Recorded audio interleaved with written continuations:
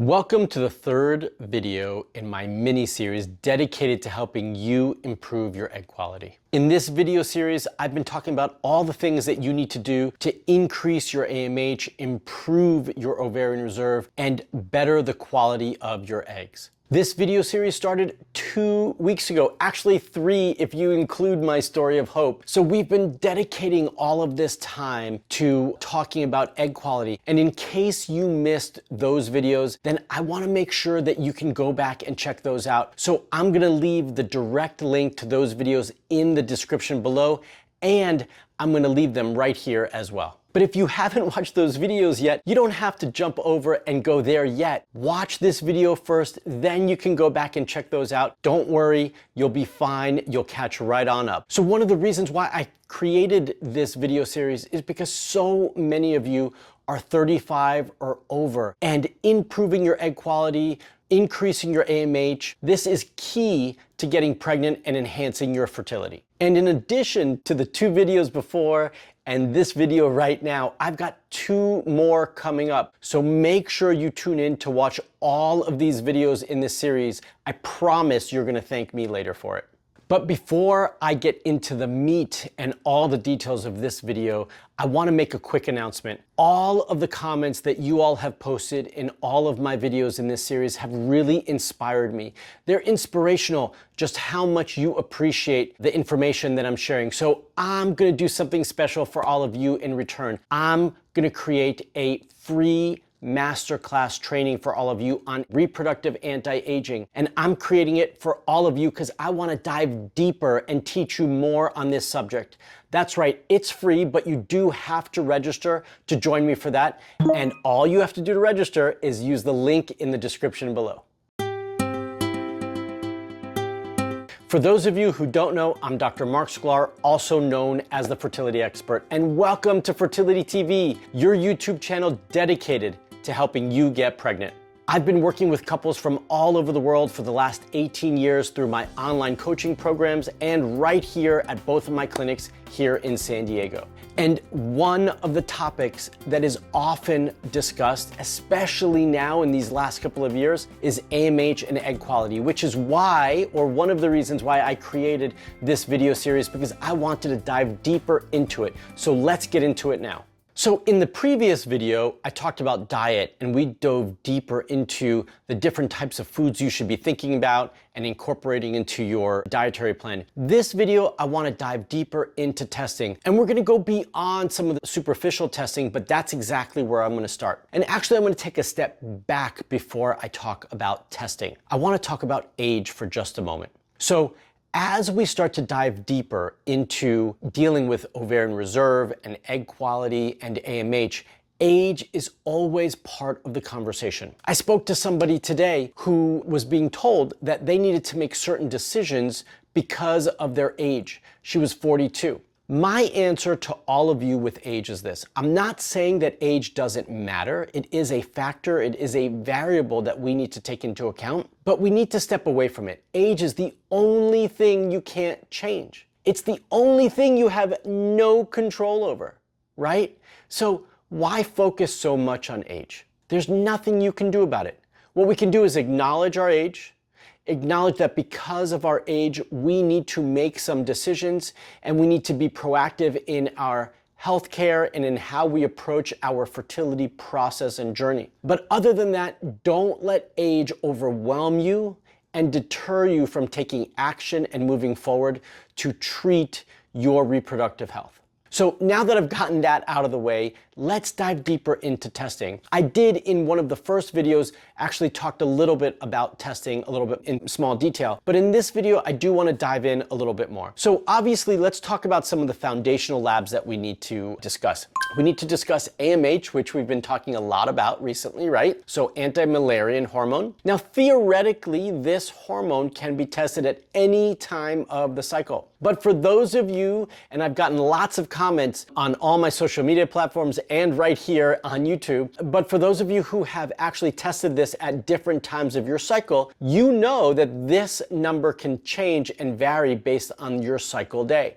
So my preference, even though it's not necessary, my preference is that you test your AMH on cycle day 2, 3, or 4. That's right, because as we talked about in the first video, it's testing what your androgen follicle count is and ovarian potential at this given cycle. So why test it later on? We want to know what this cycle is going to do for you, not what's going to happen later. So my preference is to test it there in the beginning of your cycle. Again, you can test it at any other time of the cycle. I do find clinically that the most accurate time in reading for AMH is cycle day 2, 3, or 4. And in line with that, if you're going to be testing on cycle day 2, 3, or 4, then we do need to dive into the other hormones that you should be testing as well. So moving on from AMH, those other labs are going to be FSH, follicle stimulating hormone, LH, luteinizing hormone, and estradiol E2.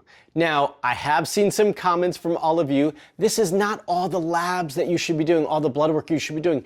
These are just the ones that need to be done on cycle day 2, 3, or 4. In addition to that, and if you're already going on those days, you might as well run these also. Prolactin, testosterone free and total, DHEA. These are some foundational hormonal labs that you need to be testing that we want to get a good understanding for.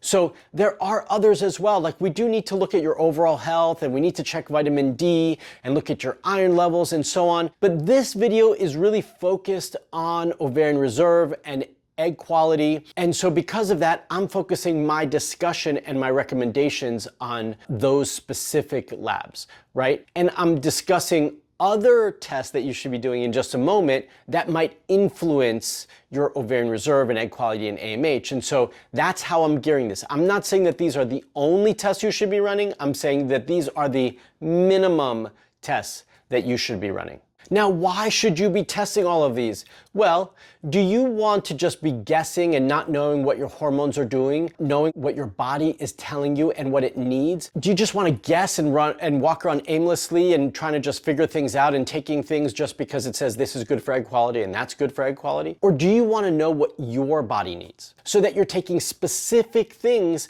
for your body and not just anybody and based on random Google searches? Right? We want to know what you need, which is why hormone testing is so important, which is why all testing is so important. We want to test and not guess. You don't want to just be guessing what you need. You want to know what you need. And I do understand that sometimes having lab tests done can be expensive and difficult, but I want to make it easier for you. So I'm going to give you some options for that later on as well. But I promise you, the money that you spend on testing right now will actually be well worth while for you, right? For a couple of reasons. One is it's going to give you an understanding for what your body needs. Two, it's going to give you some peace of mind. You may have thought that your hormones are doing one thing when they're really doing something else. You have knowledge now, so it's not wasted money. It's well spent because you're using it for a specific purpose. And this is going to hopefully speed up your fertility timeframe, make it faster to see results because you're going to have a focused plan and idea of how to move forward and what to do about it. So now let's say that you've moved forward, you've ordered the labs, and you've gotten the results back. And now you're looking at a piece of paper with all these numbers and you don't know what they mean and how to interpret them. Well, that's what I want to give you a little bit more information about. For those of you who join one of my programs, we have created a spreadsheet that tells you the normal reference ranges, where we want things to be, and so that you could input your numbers and track all your numbers and results to make it easier to understand and to follow over time. But in plain and simple terms, your AMH should be higher, and as you age, it goes down. But what's considered normal? Well, if you're 35 and younger, I'd like to see that be around 2, maybe a little bit higher, maybe a smidge lower. As we cross that 35 threshold between 35 and 38, I'd like to see that between 1.5, 1.2, and 2. And as we get over 38 and above, then I really want to see that stay around 1 or higher. As we get to 42, what's considered normal is 0.8 or above.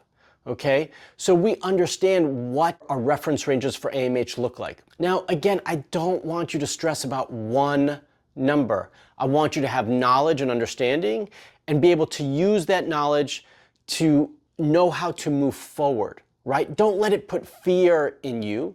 Let it put hope and possibility into you. Hope and possibility that you can make the necessary changes to yield the results that you're looking for. AMH can fluctuate, just like many of your other hormones, and we want to nourish that as much as we can so we can see it grow and increase.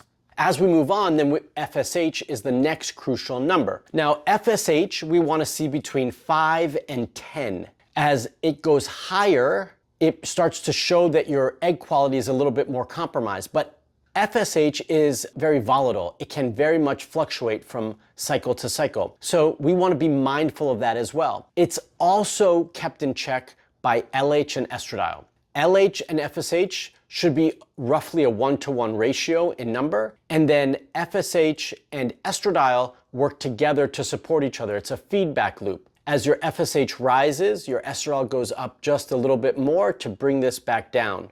Ideally, we want to see your estradiol be between 70 and, on the low end 30, maybe we can go as low as 20, but we'd like to see it somewhere in that range. It tells us that your estradiol is doing what it needs to do and it's keeping your FSH in balance, and that the number that we see for your FSH is a real number that we can trust. Now, those are the key hormones. I'm not going to go into the other labs and their reference ranges. Again, if you join one of my programs, you get those reference ranges and you see all those numbers. In this video, we just don't have time to do that, and I really want to keep it focused towards what you need to know and understand for your AMH, egg quality, and ovarian reserve. So those are the key hormones that we're looking at. Now, how can you get these things tested? So there's a couple of options. First and foremost, obviously you can go to your REI, your reproductive endocrinologist, which is theoretically your IVF doctor. You can go to your OBGYN or your GP and ask for those labs. Now, some of you might run into some roadblocks by asking for that through one of those physicians because either they don't see it's necessary and don't want to order it, or your insurance won't cover it, so they don't want to order it as well. Now, if you're lucky enough to get one of them to order those labs, then awesome, great for you. But if not, don't fret, don't stress, you do have some options. Now, there are 2 at-home test services that you can utilize to run these labs. That's right, 2. 2 of them can be used in the US, one of which if you are abroad. So primarily in Europe, but I do think you can get it in other countries as well. So the 2 companies are called Let's Get Checked and Modern Fertility. We're going to leave a link for both of those in the description below to make it easier for you to find those and reference those should you want to. They both test slightly different things, so you're going to want to look at each one, understand what information and tests and labs that they run, and which one's going to be better suited for you. Obviously, if you are outside of the United States, then you won't be able to use Modern Fertility and you're really just going to be focusing on Let's Get Checked, and that's totally fine. Those tests come in different test kits, so you're just going to click off the ones that you want and move forward from there. If you're ordering from Modern Fertility, it is just one test kit. It's one test that they run, and they include most of the things that I mentioned here. So those are the 2 primary tests. The beautiful thing about both of those is that they can be done at home. It's a simple kit that they give to you, that they deliver to your house. You collect your blood by a finger prick, send it back, and then they deliver those results in an online portal that's secure for you, that you can also then print out and provide to your healthcare providers as needed.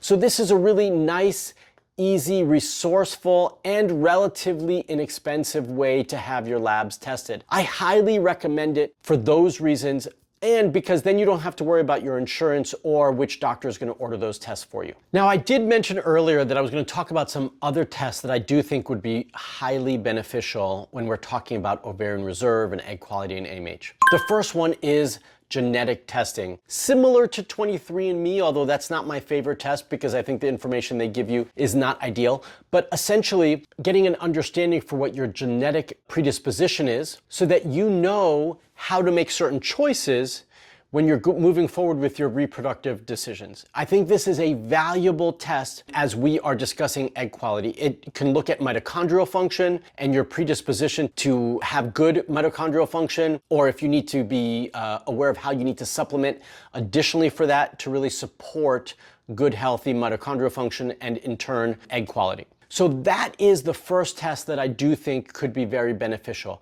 The next one is a stool test. That's right, you heard me correct. It is a stool test because digestive function is so important and valuable when we are talking about our overall health. And when your digestive function is compromised, your other systems get put on hold because of that, because that's the most important. And I've talked about this over and over. I actually talked about this earlier today when I was on a coaching call with somebody, that your digestive health needs to be focus number one and priority number one. Now, all of you sitting there might say to me, well, how does this work? How does my digestive function really support my fertility and reproductive health? Well, I do have some videos that I did talk about that in, so I'm not going to dive deeper into that, but I want to tell you a story more importantly that I do think you can connect with and understand. And this is just one example of many similar examples that I have seen over and over through the years. And this woman came in, had low AMH, it was 0.3.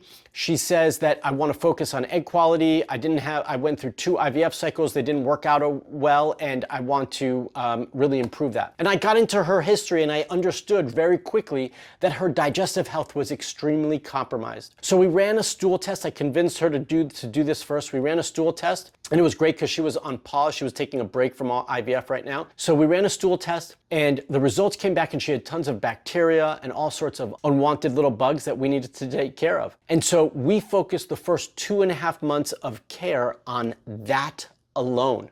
That's all we did, was focus on her digestive health, clearing up these unwanted bacteria, restoring her healthy gut function and good probiotics. And she ran her tests, unbeknownst to me, she ran her AMH at the 3-month mark, and her AMH had increased to over 0.9. So it went from 0.3 to over 0.9, almost 1. All we did was focus on her digestive system and her gut health. This is just one example of why focusing on this is so important.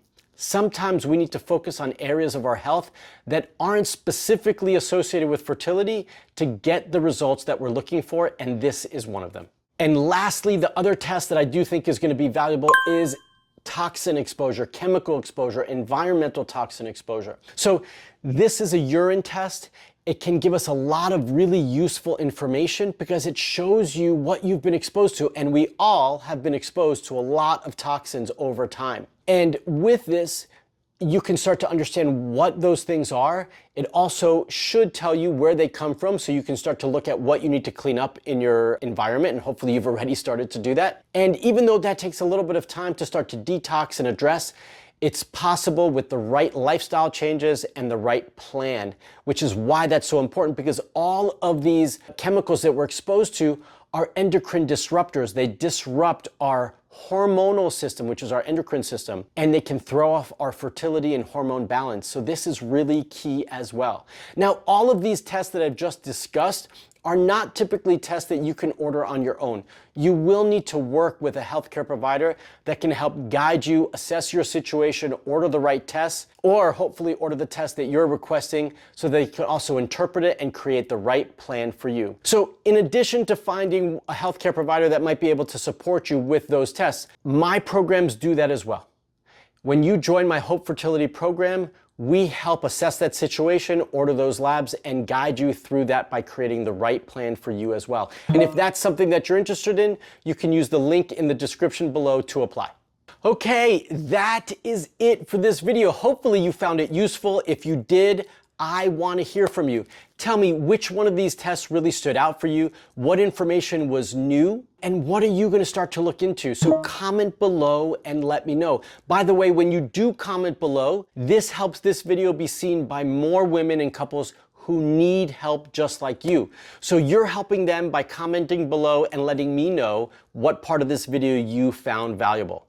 I also want to remind you all that it's because of you that I got inspired and I'm creating a free masterclass training on reproductive anti-aging. That's right. But you do need to register to join me for that. And one of the special things about this training is that at the end of it, I'm going to do a free Q&A to answer your questions. But again, you've got to join me for that. So to do that, it's really easy. Just use the link in the description below to register for the free masterclass. Now, once again, thank you so much for joining. If you like this video, please give me a thumbs up. If you're not already a subscriber to my YouTube channel, you should be. Hit that bell right there to get notified when I put out a new video. Because next week, I'm putting out video number 4 in this mini-series, and you're not want to miss it because it's going to be jam-packed of great information to help move you forward on your fertility plan. All right, everybody, until the next video, I want you all to stay safe, stay healthy, and most of all, that's right, stay fertile.